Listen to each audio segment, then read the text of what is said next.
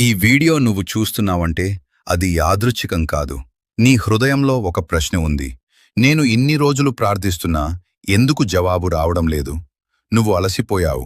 కొన్ని రోజులు కాదు, కొన్ని నెలలు, బహుశా సంవత్సరాలు కూడా ఎదురుచూస్తున్నావు.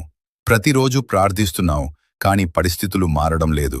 గుర్తుపెట్టుకో, నీ ప్రార్థనకు జవాబు రాలేదంటే నీ సమస్య పెద్దది అనిపించవచ్చు.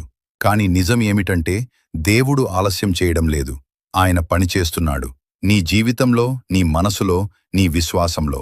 ఇప్పుడు నువ్వు చేయాల్సింది ఒక్కటే, ప్రార్థన ఆపకూడదు. అదే కాదు, ముమ్మారంగా ప్రార్థించాలి. నువ్వు బలహీనంగా ఉన్నప్పుడు ప్రార్థించు. నువ్వు ఏడుస్తున్నప్పుడు ప్రార్థించు.